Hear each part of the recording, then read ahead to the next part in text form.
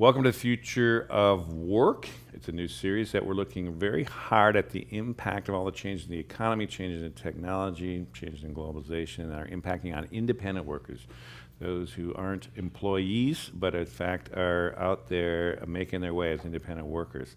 A lot going on in this space, and we're going to be spending a bunch of times talking to people, in-depth interviews, roundtable discussions, occasional events that really goes deep in these spaces. And we're happy to have Gary Bolles with us today, who would be a bona fide future work expert. One way to talk about him, he's written a lot about this, he's lectured on it, he's got a course on it now. And he's also been involved in a lot of organizations that have been thinking deeply about this and driving the edge forward on where it could go. So thanks for coming in. Oh, thanks, Pete. Looking forward to it. So actually, given your background, the very roots of your thinking on this go back to what color is my parachute, I would imagine, right? Do you want to give a little context of your relationship to that and how Sure. it's rolled into e-parachute? Barely escaped from high school, not all that interested in college, sort of fell into the family business, which at the time, my father was a recovering minister who sort of fell into the author business and ended up writing a book called What Color Is Your Parachute, and ran workshops to train people and career counselors in what you kind of could think of as his process, which was helping people to understand what made them unique, where they might use those unique capabilities, and then the mechanics for actually finding that kind of work. And so it's a little odd to be 19 years old and teaching people in their 40s and 50s how to find meaningful work, but it was exactly the kind of experience you wish every single person would have, because there's no way after you've listened to hundreds of people talk about being in dead-end jobs that you couldn't take away the lesson that you should do what you love. So as a 19-year-old, it was the perfect education to go figure out what I wanted to do, and I actually loved high tech. So I moved to Silicon Valley in the early 80s, which dates me tremendously, and ended up working for everything from computer companies in training and marketing, startups, serial and sometimes parallel entrepreneur. I'm a recovering journalist like you, ran a half a dozen technology magazines in the 90s, but always with this underpinning of understanding, wanted to do the things that I loved, and increasingly seeing the opportunity to be able to sort of meld my father's work with an understanding of the macro trends in Silicon Valley and beyond. And so that's really where, for the past 4 or 5 years, a significant amount of my focus has been. Now, how do you figure out help people at the individual level, but then what is going on at a macro level that's affecting the world of work and learning, because they're pretty much inseparable. And how can we actually get ahead of these trends and really think of the ways of reinventing a number of our major institutions, which is the work to be done over the next couple decades. You have actually, one of the ways you think about what's happening in the economy is essentially the internet kind of unbundling all these different industries, sectors, all kinds of ways you apply that thinking to it. So give us just kind of your bigger picture take on this macro trend that's happening that does impact, of course, the future work. Right. So in the early 90s, I was the editorial director for a magazine called Network Computing, focused on enterprise computing. And I forced my team to write a cover story on the internet gold rush in 1993. So, and at the time there really wasn't, the World Wide Web protocols were not widely distributed, browsers weren't widely available. And so it was sort of a leap of faith to say, we think this internet thing's gonna be kind of big. And so I started a magazine, co-founded it with a number of friends and partners, and called Interactive Week, and decided in 1994 to sort of map what we thought was gonna be the growth of this internet thing. And we also realized that if we were successful, within 3-4 years, the technologies that we were documenting were actually going to significantly impact the magazine arena. Because if you think of media as essentially content-driven attention, the impact of technology, and especially the internet, was going to have an outsized effect on it as a business. And so the whole concept of bundling and unbundling comes from the work of John Hagel, who is now with Deloitte's Center for the Edge. And what John said is that businesses in industries that were successful in the past had market power in large part connoted by what's thought of as vertical bundling. So what was the original IBM mainframe? Was hardware a microprocessor, operating system, and applications. And you could have any color you wanted so long as it was blue. And if you wanted to run different applications on it, you had to pay IBM for that. And so, it was tightly bundled together, and that connoted strong market power for IBM. And it was only with platform changes, like to the mini computer with digital equipment, that anything started to really erode on that market power. Well, so then IBM in the early 90s in the early 80s laid the seeds of its own destruction by coming up with the PC, which essentially had a bunch of abstraction layers, that is APIs between each of those different elements. So you could have anybody's box, Intel's microprocessor, Microsoft's Windows, and a variety of different applications. And if you swapped out the operating system, nothing else would break, supposedly.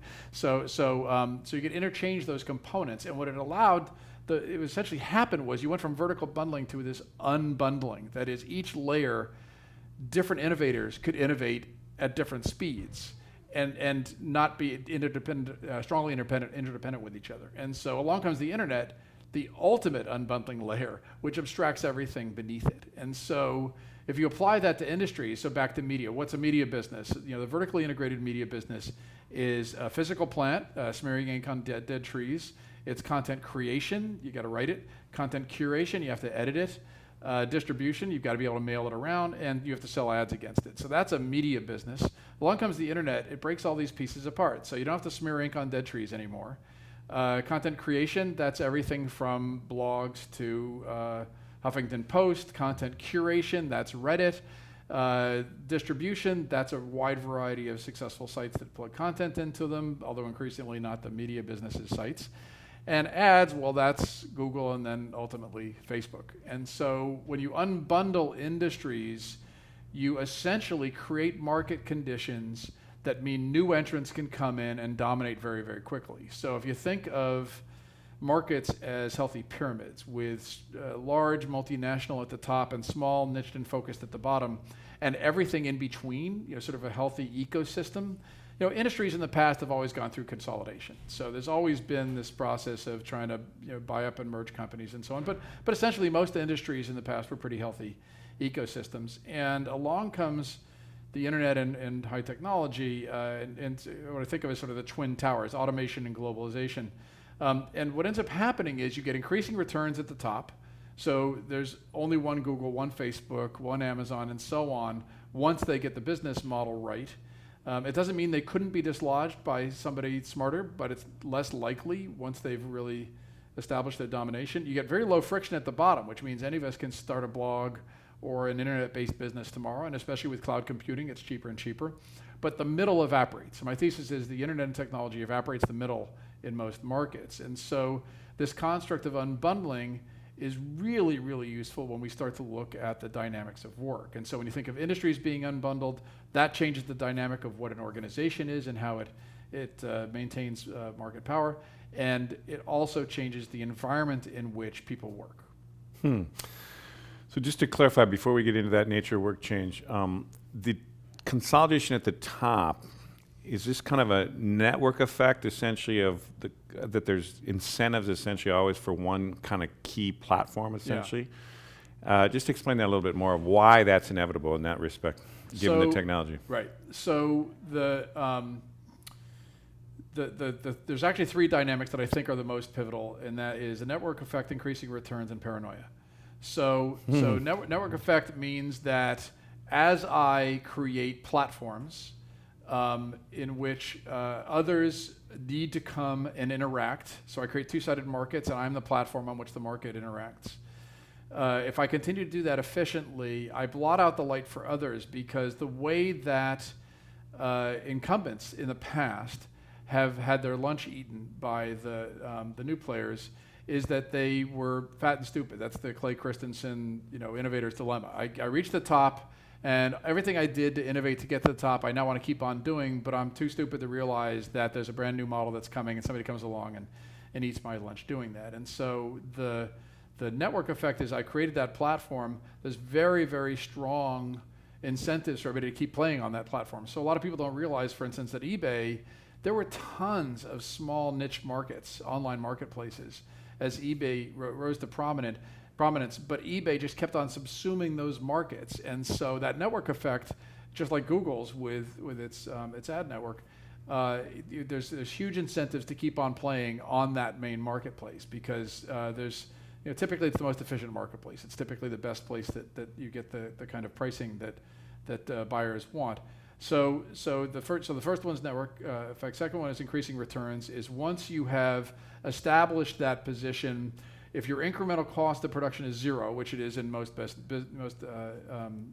electronic-based businesses, then it just doesn't cost you that much more to keep on producing whatever it is. The incremental cost of connecting a buyer and a seller on those marketplaces is extremely low, and so that network effect means that somebody to come along and really dislodge you has to be 10x better, and that's really hard to do. Mm-hmm. So, and then the final one is, I always say now, Andy Grove trumps Clay Christensen. So Clay's, innovator's dilemma is overwhelmed by Andy Grove's "Only the Paranoid Survive," the former head of Intel, because Andy believed that you had to constantly be on the lookout for anybody that could come along and eat your lunch. And so, what's ended up happening in the capital markets is that the venture arms of Google, Facebook, et al. Are extremely efficient sensor networks to watch for what I call sea turtles. So what's a sea turtle? So mother sea turtle crawls up on the beach, lays 10,000 eggs, goes back in the water. The next day, a whole bunch of eggs hatch. They start crawling down the beach, and it's bugs and birds and sun, and only a small percentage make it to the water. And then once they're in the water, they're a fish. And so a rounding error percentage of sea turtle babies make it to adulthood. So how do our markets work now, the capital markets? So pyramids. So if you think of venture capital as being at the bottom, pre-seed, seed, mm-hmm. And so on, A, B, C. In the past, those were relatively efficiently distributed markets for capital. That is, a lot of companies were going public. A reasonable number of companies were going public in the middle, mid-sized companies. And so as they're making their way down the beach, the capital would keep them going along, but the capital is reasonably well distributed. Well, when there aren't a lot of companies going public, up until I think it was September of 2016, only 2 or 3 tech companies had gone public. And so the capital markets, so the public capital markets are no longer as efficient as they were. So a lot of the money moves downstream to the beach. And so I call it fat bottom world. You get tons of sea turtles. That's why we have so many incubators and accelerators, because essentially what the capital is incenting them to do is to create new features for the companies at the top. Who will then buy them and bring them in? Who will buy them and bring them in. Or in the rare case, you'll create a sustainable sea turtle that will grow to adulthood, like a Facebook. If Google put a full court press on Facebook in the mid-2000s trying to buy them, and Mark Zuckerberg was rare as an entrepreneur and saying, no, I think I can stay independent. If you look at WhatsApp selling for $19 billion with the 6 employees, that's a perfect example of a sea turtle that was thought to potentially be able to eat Facebook's lunch. So of course you buy them and it's worth that premium to pay for it. And of course the venture capital is fueled by that, so that's going to create even more sea turtles because it wants to be able to have enough of these various ventures out there that could eventually be purchased by the big sea turtles. Okay, so moving this into, so that's a good clarification, just I think for people to really understand that context. Right. So then you overlay, how does this affect the future work? So on one level, set aside what you do for work, the kinds of organizations to give you work, it used to be a kind of robust middle, right. All these kind of nice middle-class jobs, all these kind of regional powers in all these different industries doing their thing. But now if you get this global tech crew at the top and all these kind of crazy startups at the bottom, that middle gets kind of hollowed out. Was that one way to think of it? I don't want to put words in your mouth. No, absolutely. No, it's a very useful sound effect too. So, so there's a bunch of different dynamics going on because it's big and complicated as any economies are. And I call this the transition to the digital work economy because we essentially had what you could think of as more of an analog work economy in the past. And so what's an organization? Like, why does an organization exist? It's basically the creation of value in at least in the US economy. A public company exists for the creation of value for a shareholder. And so how can you create that value the most effectively at scale, right? Because little companies are not going to, in most cases, create a lot of value for anything but private shareholders. And so if you're a public company and you're really relatively big, we actually have a whole construct going back literally to the Prussian military of the way that we hierarchically structure the passing down of commands and the moving of resources. And so if you think of, again, organizations as being pyramids, and you have a leadership at the top that in the past wanted to define the direction of the organization, how did you effectively get that down through the organization? Well, you had to have a hierarchy, had to be a command and control environment, because it's the only way you could be certain that the instruction was going to get to the bottom. There was no really efficient way to directly communicate with all the employees, especially if you're a multinational. And so we have come up with all of these constructs in the shift from an agricultural to an industrial economy that are built on that model. My father wrote a book called The Three Boxes of Life that talks about that we have this big chunk of education to prepare us for work in that, in this model. And then, whatever is left over is the third box of what I call a period formerly known as retirement. We have high schools. High schools were created in that shift from an agricultural to an industrial economy so that there'd be trained workers to work in these factories. And so all of these constructs were built on a time where we didn't have information technology. We couldn't supplement workers with high tech. We supplemented with low tech technology. And we needed to be able to have efficient mechanisms for being able to have the organization head in a specific direction. So when you unbundle markets and you unbundle organizations, you unbundle work. It's inevitable that eventually organizations will are starting to realize, well, wait a minute, I used to hire people in a job, and the job had all these characteristics, but what I really need is to have the work performed, or even more, what I need is to solve problems and to generate value from those workers' efforts. And so this completely different construct of what an organization is, of what work is something we're actually in the process of figuring out right now. So when we talk about the independent worker, we've had people who are temps. When I first worked in Silicon Valley, I was a temp on a QA team at a company called Televideo Systems. We've had these types of roles and relationships to the organization in the past. What we're doing as we unbundle is we are basically blowing up all the rules. The old rules of work, these are the new rules. The rules or the rules of the roles? Old rules, the old rules of work. So what were the old rules of work? You got trained in a field or in a vocation or in a trade early on. That's the first box of education. And then you amortize that investment over a big chunk of your work life. If you were going to be trained as a lawyer, probably going to be a lawyer for a long, long time. And so long as you're amortizing that investment in the world of work, it makes sense to have that big investment up front. But now what we're seeing is that people are not only working at more jobs throughout the length of their careers, they're moving into different fields more often, and they're increasingly having what I call a portfolio of work. That is not, maybe I've got the core job, but you're also working on a startup, you're also doing consulting on the side, all the above. And so you are changing your relationship to work because the buy side, the person the hirer, the one with the money to pay you, is realizing they can get that work out of you in a different way than in the traditional one person, one job kind of construct. So the economy is changing fundamentally with this kind of unbundling. The organization, which would formally hire you, is unbundling in its own way. And so obviously work is changing. Now, the macro trends that you alluded to, but let's focus a little bit more on what's driving this. You mentioned globalization, technology, mostly because if you look ahead, that those two things, one could argue, are even going to get more pronounced or even accelerate things even faster. So talk a little bit about the drivers there, and particularly where technology with AI and robotics and other kind of advanced technologies are going to even hit it a little harder here. So the typical, sort of endpoint that is often popular, meters certainly we'll get to, is will robots and software eat all of our jobs? And so my typical response is it doesn't matter.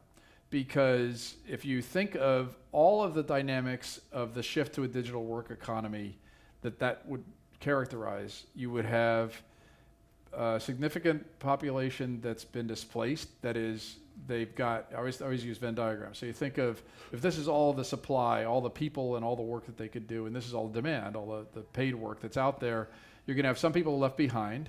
You're going to have some people that are working, but you're going to have wage compression. So that is, they're going to get paid less than they would have before, because even though there's a lot of supply, you've got automation, which is basically serving as the stick that employers can use. Hey, if you don't accept this pay, I'm just going to go and get a robot or some AI to do it. And then you've got a significant number of openings or need that is not being met. So you talked about the pace of change. That's actually, the pace and the spread of change are actually the dynamics to worry the most about. Automation, so maybe back up. Work, I was just alluding to, work is really only 4 things. Work is our skills applied to tasks to solve problems and to generate value. So skills, tasks, solving problems, and generating value. So that's what is work. It? That's work. That's not a job. A job has 7 different characteristics. This is just one of them. But work. But where's compensation coming in that a byproduct of those things? Okay, so work. So compensation. I mean, the truth is, you can be volunteer and do it's exactly the same thing. You're still creating value. So compensation, the working conditions, the people environment, and so on. With my father's work with What Color Is Your Parachute, there's actually 7 of those characteristics. When you think just about using your skills, which is just, it's actually just 2 of what he calls the petals on the flower, but work itself and what automation focuses on is just those 4 things. So automation does not replace a job. It doesn't replace all those things. What it does is it performs tasks. So we've been humans using our skills to perform tasks, and then along comes a technology, and the technology can perform that task better or faster or cheaper or all the above. And there's literature going back literally to the 1500s, or I think the reigning queen was upset at the idea of automated looms that would put a lot of weavers out of business. I mean, we've had technological disruption over and over again in our history. What is different about this time is 2 things. One is the pace of change. So back to, you've got all this innovation at all these different layers as these industries become unbundled. So the pace of change is, as Ray Kurzweil at Singularity University would say, is going exponential. It's going, very hard inflection curve. Mm-hmm. But you also have the high tech, which is so much more efficient and effective at performing a lot of tasks, either robots or software, than humans had done before. And so an employer is, robots and software don't actually replace jobs. An employer decides whether or not the amount of tasks that have been automated in aggregate add up to whether or not you're going to keep somebody on the payroll or not. And so the reason it's important to break down work to these very fundamental components is when we start to think about, well, what does that future look like in terms of how much software and robots and how much people are doing things? You actually, if you don't change the calculus by which employers make decisions, then you have some inevitable results. But all the problems that we're talking about of unemployment, people discouraged from looking for work, people left behind because they no longer have been effectively trained in the work that's needed, wage compression, lower pay than we used to have in the past, and significantly affected populations, especially in rural areas. We have all those things now. So that's why I say it doesn't matter. We have all the challenges that we would see if what I call the sort of Elysium scenario, that basically we're all automated out of existence, and only people with lots of money are the ones that continue to own the robots and software. We have so many of those dynamics now. There's tons of things we can be doing to solve those challenges, and they're all valid and useful, whether or not robots and software are going to take a significant amount of our tasks or not. Okay, I hear that argument. But just to kind of clarify where you stand on that, do you think that's going to accelerate these changes and kind of add pressure on this, or you see it as potentially helping solve the problem at some point? So can I choose both? I use the analogy of climate change. So what happened 10, 15 years ago when we saw the murmurings of scientific consensus around climate change is there were things we could have done then that would have had a significant impact on mitigating a lot of the challenges that we see now. Now, some people disagree with that, but basically, if you have a fairly good sense of what the dynamics are, you see there are challenges today, you should go ahead and start fixing those things today. If you don't fix those things, then yes, you're pretty much setting up the conditions where it's really likely those conditions will accelerate in the future. Does that mean that we are very, very likely right now to see that at some point? Sure, it could happen, but I also believe that Silicon Valley, to your second point, actually has put so much energy into the disruption side of the equation and zero energy into the augmentation and upskilling side of the equation. And that's really where a huge amount of the opportunity is. It's not just these aren't just seismic changes, these are market changes. And whenever there's a market dynamic, I firmly believe that you can change the thinking about the investments, about the innovation that you do, about the kinds of ways that disruption is rolled out. You can actually treat it as a market opportunity, and you can mitigate that negative future that you see coming. So you were talking about that a little abstractly. So get more concrete in that, meaning you're saying that if there's a strong demand for using humans in different ways and using robots in certain ways, that high-tech firms and everybody else could be incentivized to shift their priorities and move into those markets and kind of build technologies around that. I'm just kind of roughing out what you're saying. Absolutely. So I'll just give you a couple give examples. an example. What's the market, when the market opportunity changes, give some examples of how that works. So let me just hit it at a couple different layers. So first off, I'll start off with the individual, because that's where my father was always focused, was how to help the individual. So and this is the future we're of talking independent about workers. the independent workers. So what's the skill set? What are some of the base skills that are going to be useful in the future? And I won't go really deep into the nature of skills and that sort of thing, but basically there are skills that we have that are useful in a wide variety of situations, and those are our self-management skills and then what are called transferable skills. So the types of skills that are going to be really useful as we are likely to see this constant ongoing change of the agreement between the employer and the worker shift to more of this unbundled model. You want people to be good at collaboration. You want them to be good at creativity, at problem solving, at communication. You want them to be resilient. There's all these sort of traits and characteristics and skills that you would want people to have. And so as individuals, we can take that on ourselves and say, okay, I've got to become more adaptive. That's actually the series of courses you're referring to that I've been recording on LinkedIn, which is about the adaptive worker and the adaptive manager. We can change our educational institutions so that you can have a completely different mentality about how kids are taught in schools, rather than this sort of rote production era model that again came from the shift from agriculture to industrial. If you're looking at much more of these sort of future or 21st century skills that you can help kids to be able to develop, they're going to be far more adaptive when they actually get into the world of work. So that's at the individual level. And if you're an older worker, nobody wants to hear get the memo that you've got to change, you got to adapt to change, or so on. But simply staying curious and looking for things that you might want to learn and taking some online courses is at least a step that you can do to keep yourself aware and moving and more adaptive, because you know that there is going to be constant change. If you're a truck driver right now, self-driving trucks have you in their headlights. You can hope that maybe that won't actually be rolled out until it won't affect your job until you retire. But it's pretty likely that you're going to start to see some changes in that arena. And so there's plenty of things we can be doing as individuals and to strengthen our institutions that support individuals, like education, to be able to change that calculus. Next is communities. You're seeing a tremendously outsized impact on rural communities by this unbundling, by this shift.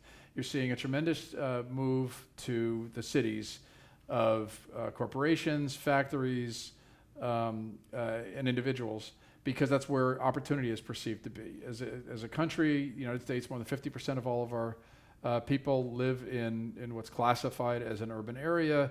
And depending on whose numbers you listen to, by 2050, that's projected to be between 70 and 80%. So imagine every small town you know of hollowed out by another 50%. And so it's those local ecosystems that need to be strengthened and need to have the kinds of tools and assets that allow them to build healthy ecosystems to maintain work, or at the very least to be the platforms that others want to be able to employ workers from. So you can imagine, we now shift to the topic of the corporation. There are things that a corporation could be doing differently.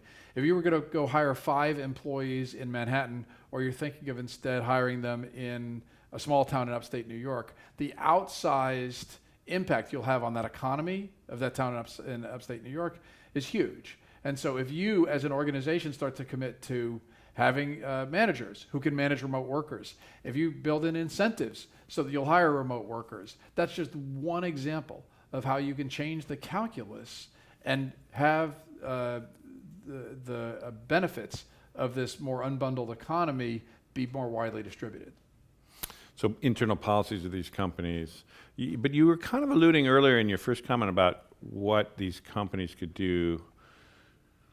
Is there even more fun? So hiring managers who could do remotely. I mean, as long as that works, there's incentives to do that, or Right. there seems to be the same quality work or whatever. There's something there. But I guess, are you saying that retooling the incentives, or are you thinking that actually these companies, there are emerging incentives to actually change to the next opportunities that essentially are going to help solve the problem? You know what I'm trying to get at? Is basically, is there a part of this shift? Is it going to deepen the thing we just talked about, or is there another shift that we're getting to that essentially even more nimble, even more farsighted companies could actually adapt to, that would essentially help solve the problem? That seems, Right. is that, Yeah, you get what absolutely. I'm saying?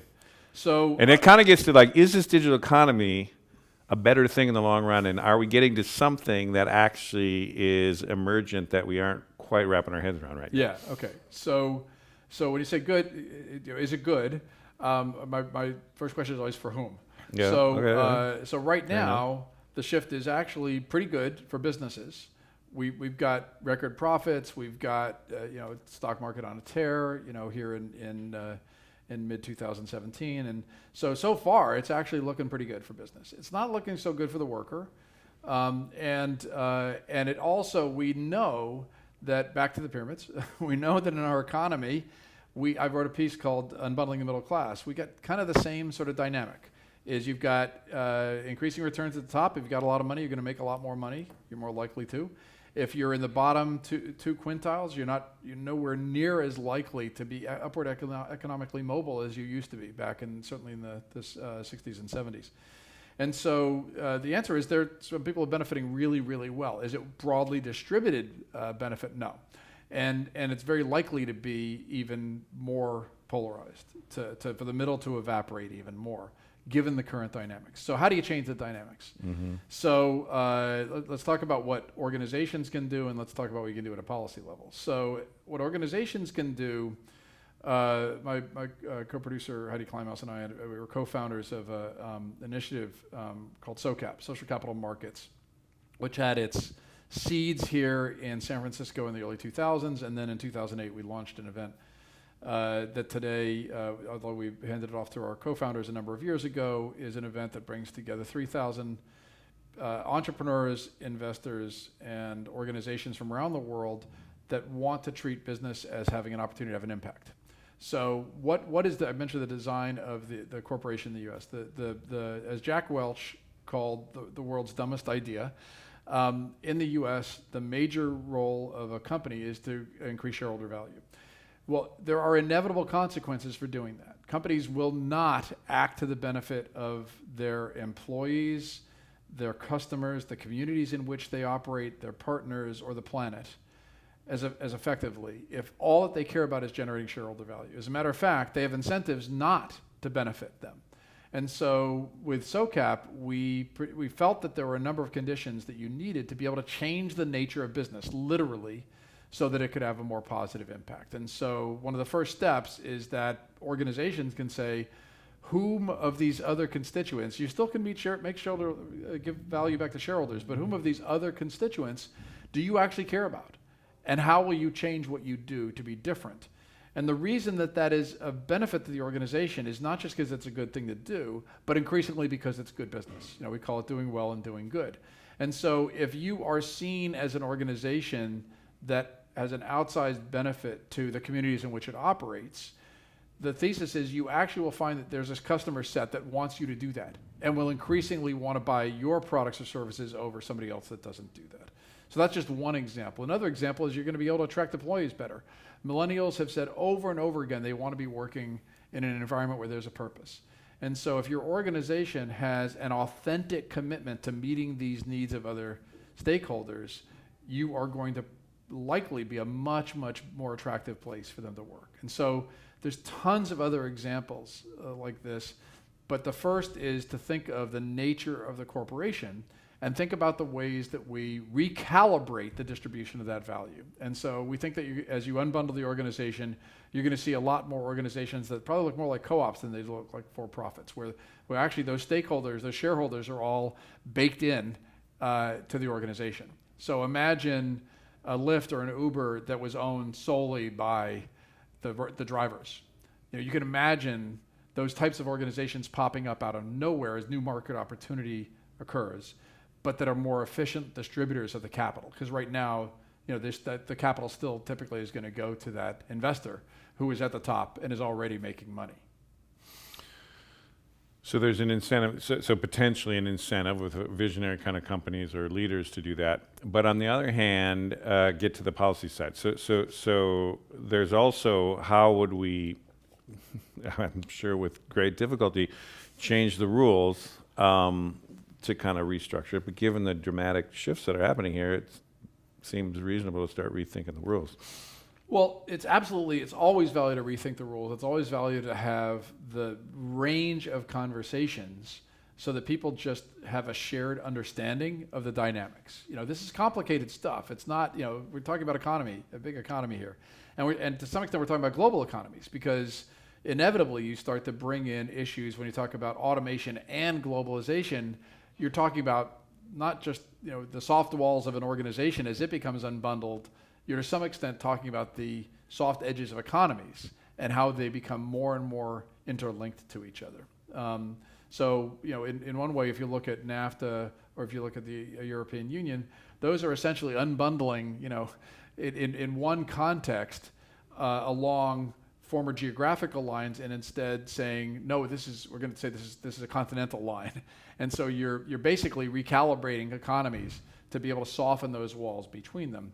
So the answer is, from a policy standpoint, policy always lags change, often significantly.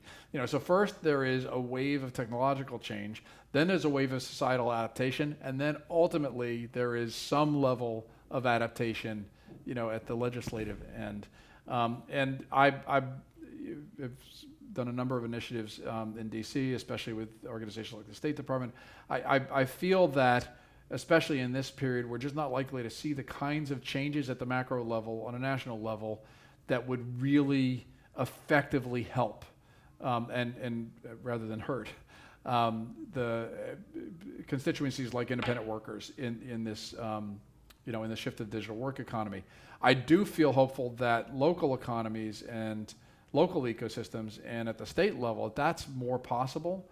But I can at least tell you some of the things I think could happen. So. At a state level or at a national? Well, let's say across the board, and then we'll say how that could be implemented. So yeah, particularly here in California, which we have a political situation that's very different. So I tend to oversimplify, which is sort of my simplistic way of looking at the world, but I tend to like to boil things down. So right now, for instance, we on a taxation level we reward capital over labor. So you're going to be taxed for capital gains at a lower rate than you are for your income. And so, and of course, there's tons of ways to get around that so that you can basically don't even pay the taxes for capital. And so, why was that necessary? That was useful during a period when we were actually shifting from an agricultural to an industrial model, and you needed massive investment. We don't need massive investment at that scale anymore. And what's happening is we are actually reducing the value of labor through the combination of the economic dynamics I was talking about and automation. which basically is this alternative sort of bludgeon that an employer can use. And I don't mean to make it sound just negative from the employer's standpoint. The truth is employers are getting freaked out because they're seeing all these employees they can't hire. And so they're actually thinking, I have to automate. I've got to put robots and software in place because I just won't have the trained workers that I need.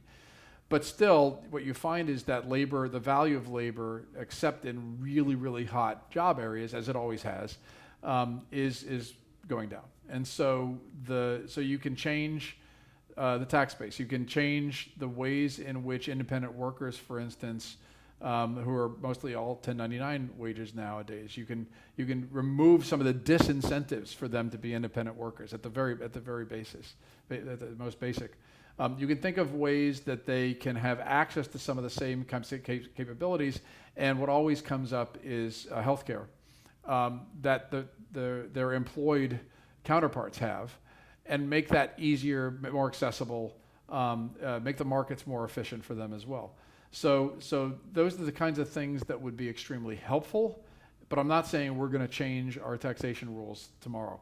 Instead, what can happen is there can be incentives in local communities to be able to incent workers to basically have low-cost access to co-working facilities. You can have low-cost access to investment funds to allow them to start businesses. There's a variety of things you can be doing to help lift them, to bootstrap themselves, and to make it less costly to be doing the work that they're doing that actually can be done on a local level. It doesn't have to be at a national level at all. You can help, local ecosystems can help to increase market signals. So one of the things that actually helps independent workers the most is to know where work opportunities are. Mm-hmm. And right now, the model, this goes back to my father's work with Parachute, the model for an employer, because they're used to abundance on the outside and scarcity on the inside. That is, I've got too many applicants out here, and I've got too few job openings here. And oh, by the way, I don't really understand the kind of worker I need anyway, or the kind of problems I need solved. I'm just basically usually rewriting existing job descriptions. But I've got this mechanism where I use human resources as the bulwark against all this supply out here. You can actually change that calculus so that employers are much more open and talking about the kinds of workers that they need. You can do virtual mentorships. You can do virtual apprenticeships. There's lots of ways you can soften the walls of the organization so that workers can see where opportunity might be.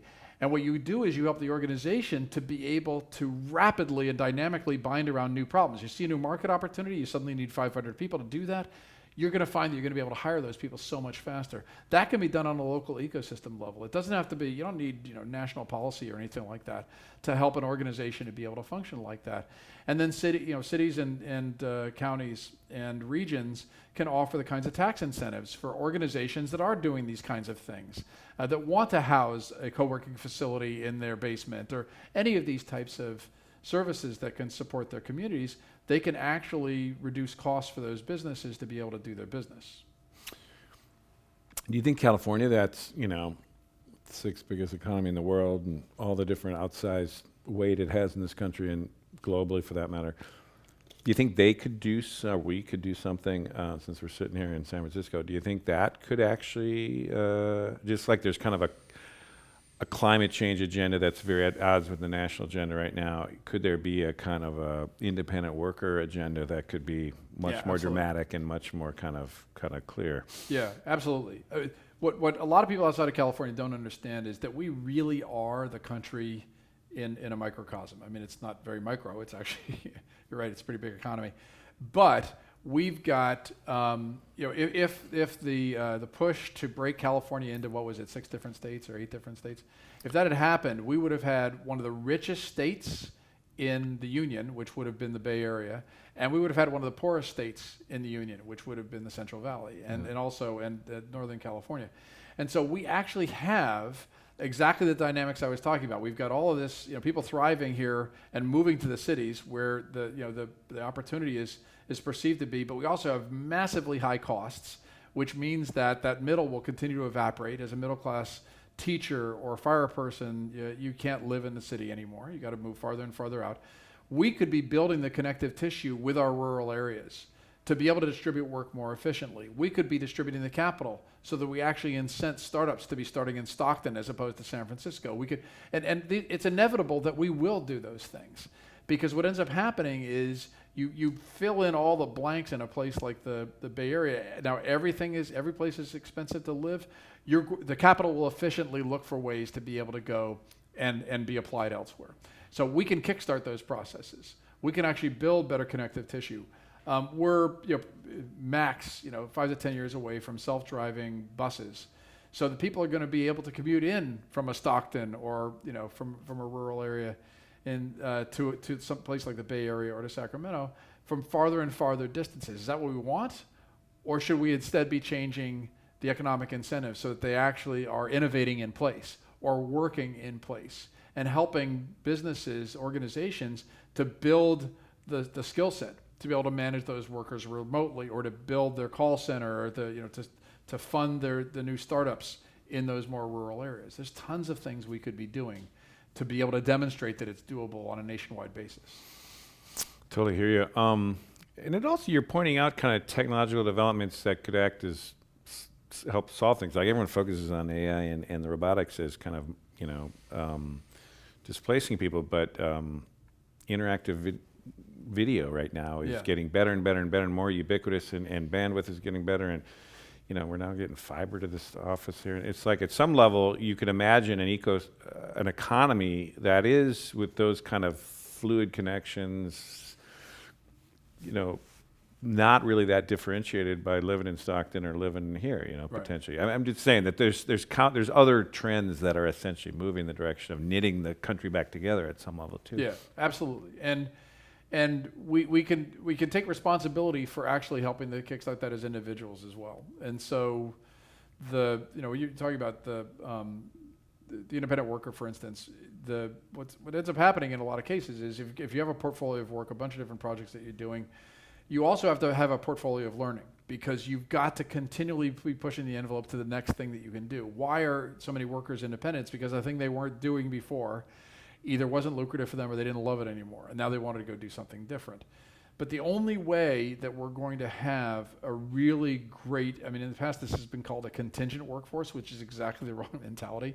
An independent workforce is a much better way to think about it, is to have a viable independent workforce is if that workforce continually is upskilling itself and knows how to float to where the next value needs to be created. And so that means that we can be doing a lot better in providing education ongoing education to those workers.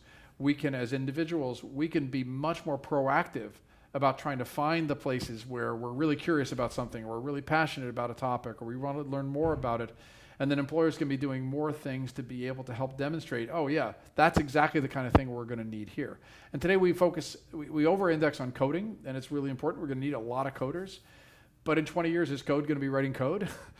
And then what are those workers going to do? So we have to have this flexible and adaptive mentality, and we have to take that on our shoulders as individuals, that we're going to continue to do that on an ongoing basis. And technology can help with all of that. You can get better online training. You can have more opportunities for people to be able to band together using technology to be able to bind around specific problems to solve for a customer. You can have remote mentoring programs. There's tons of ways to be able to upskill people. The tools themselves, can help people to become better at their work. I always say, how many accountants actually know how to do a pivot table by hand? Zero. That's why we have tools like Excel. We need more tools like that allow us to rapidly upskill, to be able to do new work, and to be able to create value for that person that wants to pay for it.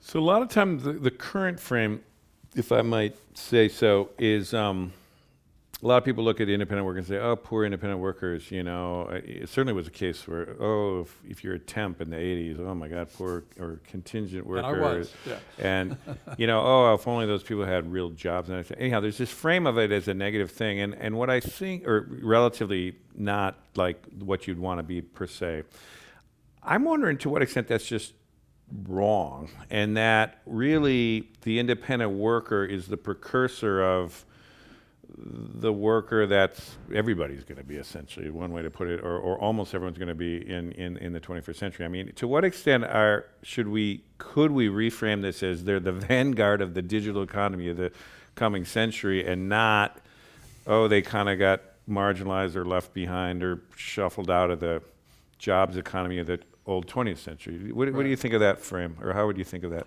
So I'll fall back on some of my father's work for this, because he was just, when he first wrote Parachute 46 years ago and then updated it every single year, he was a visionary, and he constantly saw the need to actually help empower the individual. So it turns out that there are only 3 steps in figuring out what we want to do for work. We need to know what is unique about us.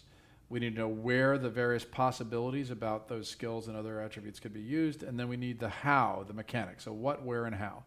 And so independent workers need to have the tools to be able to continually do the self-inventory. I need to know what I'm good at, what I'd love to do. And then the where is, where's the market opportunity? What can I create, or what can I find? And independent workers are doing a little bit of both.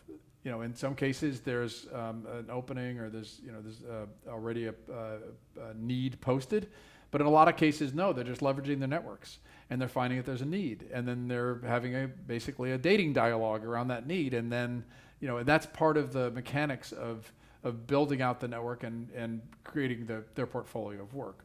So it's entirely possible that if we just think about every individual worker as being sort of the startup of one, there's all sorts of things you need to do to be agentful, to have agency, and continually be the one who's proactively either looking for or creating work opportunities.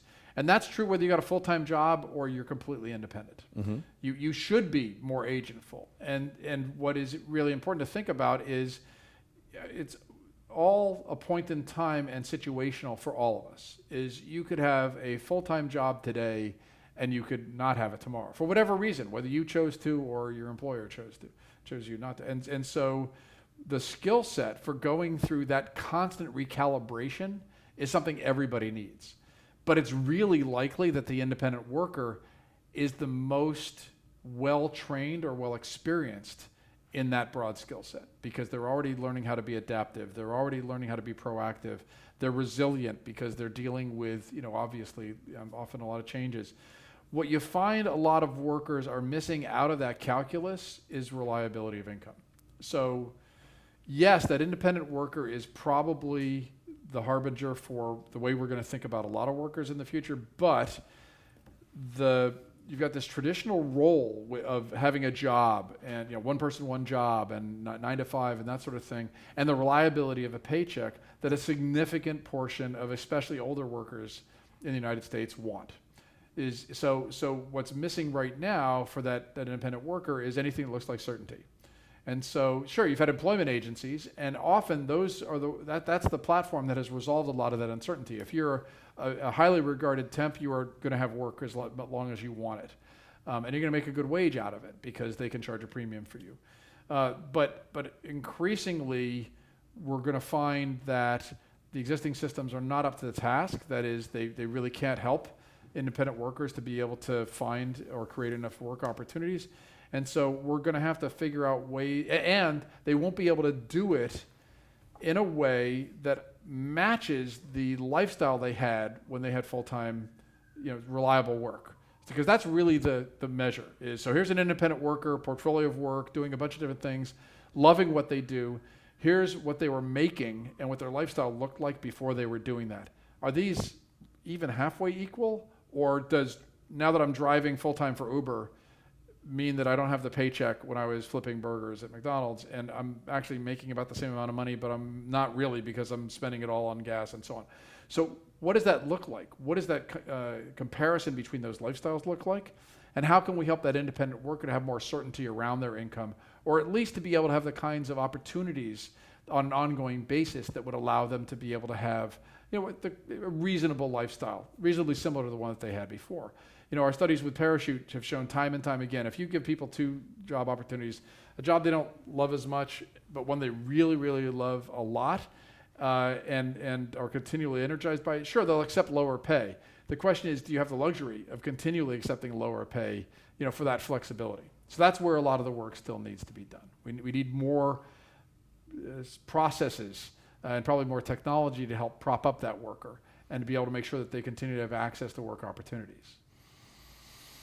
But I guess just one more beat on just getting clarity on this, which I didn't quite hear from you, which is if people see independent workers as collateral damage or something that's kind of we got to help fix, just like, we got to help,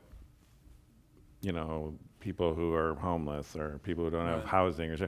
There's just kind of one way of thinking about them. It's another way to think of them is like, holy shit, that's going to be me and my kids and we're all going to be doing that. So let's get it right because we're all in this together. And, that's why, people will build Social Security and be happy with it because we're all going to get a piece of that. Whereas they're less likely to kind of, they're gutting welfare or something, what I mean? And I'm just trying to get... So I'm just trying to understand is in your view, this is the early signs of essentially a fundamentally different kind of economy that large, if not all people at some level will be tied into? In 2050, for example, are you going to have these full-time 9 to 5 salaried jobs, or are you going to have just an ecosystem of independent workers getting reconfigured in all kinds of different ways and paid differently, but all, you know what I'm saying? I'm just trying to understand where's in your view, where are we in that vision, or what do you think? So I'm a rotten futurist. What I can do is I can talk about the dynamics. I can talk about the trends that we see now, and what's pretty likely some of the dynamics that we're going to see. Okay, let's hear that. What are you seeing? You're seeing and let me just establish the context. So we're almost making this a binary thing when it's really not. It's really a continuum, right? Because the construct of a job and an employer, and you're already seeing a lot of that flexibility inside a lot of organizations. And so if what we're really talking about is there's a worker and there's a bunch of problems that they like to solve, and hopefully a number of them they're really good at solving. And they want to continually find new problems to solve, or at the very least, they want to feel good about the problems that they're solving if they've solved them before. And so now what's the context in which that worker is finding and solving those problems, and are they doing it on their own or are they doing it with other people? Well, we in the past have said, well, that happens mostly in an organization, and there's a hierarchy, and you're going to have a position, and the position has a bunch of structure around it, and your mobility within that organization is going to be relatively limited. That's just, classically, I'm overstating the case, but so if now what we're saying is, no, workers across the board are going to be more able to dynamically identify and bind around problems, and they're going to be able to more dynamically collaborate with others to do that. Now, what is the standard context in which people would do that? Well, in the past, it's been a job in a company or an organization. And in the future, now what's that going to look like? So if organizations build the capability to leverage that talent, I don't like using the word talent because it's totally from the organization's viewpoint, but if they can leverage that human energy efficiently, and they don't need to or want to pay people on an ongoing basis. That is, I don't want to bring you in and feel like I've got you as an employee on my payroll on a long-term basis. But they've got the ability to efficiently leverage that capability. Then you're going to see a lot more of those independent workers. Tons of them, because what you'll want is essentially the way to identify a set of problems, and you're going to want to have a network that can say, great, I'm in.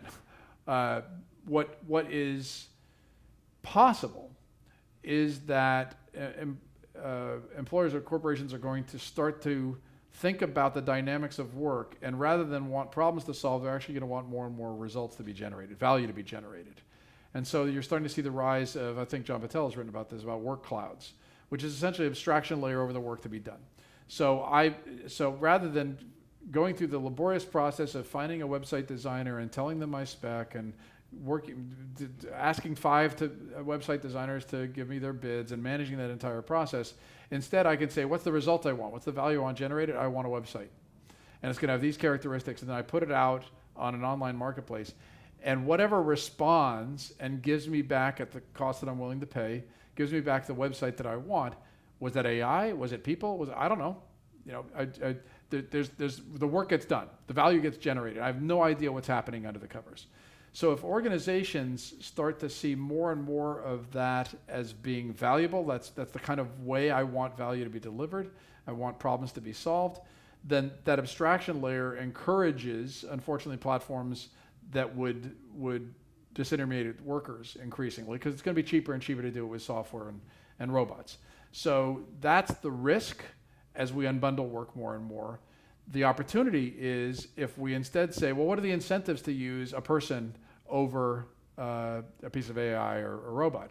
What are the incentives to use a person in a rural area? You know, maybe we'll have something called, you know, rural sourcing that will be a brand. Like, you know, 80% of the work done at our company is rural sourced, you know, because we want to bring jobs back to rural areas. I don't know what that calculus is going to look like, but it is, if the underlying dynamic you're talking about is, are we going to see more people who are agentful, who are dynamically binding around work, who are more increasingly creating work opportunity? Yes. And is that going to happen in an organization, external to the organization? Yes. It's going to be both. It's going to be all the above. You're going to see more and more organizations that are going to be the collective value of the organization is that it can leverage a big network of people. And you're seeing that already. I mean, you know, there's a lot of Silicon Valley companies have huge numbers of contractors, massive numbers of contractors. Mm-hmm.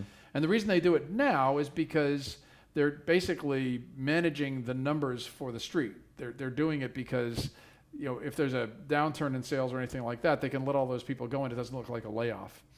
But in the future, that actually will be, I think, much more intentional decision making, and it will actually be a path potentially into the organization more frequently, and also a path out of the organization. So, because you'll see more and more people, you're going to see just a lot more job hopping, you know, in this type of digital work economy. Well, we're kind of end of the hour here, but it's in a fascinating conversation here. But let's just end with a pretty basic one, which I think I could infer the answer. But are you generally optimistic about where this is going and how it's rolling out here, or are you kind of worried or a little of both, as you kind of did? It's like how would you? What's your hit on this? I go back to the climate change thing. So people are already their populations are already being outsized affected. So, and I don't want to see them. You were talking about sort of treating the poor independent worker. I don't see it that way at all. Instead, I see it that there are populations that are still following the old rules and are doing nothing wrong. They got a job, they worked at the factory, they bought a house, they had a family, and in the past that all meant success, and it doesn't mean it that way anymore. So we have to figure out the ways that as an economy we can help everybody to thrive. So I'm worried that we need to get busy. We need to build the kinds of collaborative processes that help affected populations to remain an embedded part of the economy, and I think all that's doable. But I'm really hopeful because I believe that we've got a period here of, you know, is it 30 years, is it 50 years? I don't know what it is, but where this transition, just like from agriculture to industrial, we're taking this shift from post-industrial to this digital work economy, where we will get more things right. We will figure out how we're going to actually keep more people involved in the economy. We will figure out ways to distribute that value better. I feel hopeful that all those things are possible in the way I also feel it's possible to mitigate climate change. Right now, you'd say, boy, there's a lot of work to be done.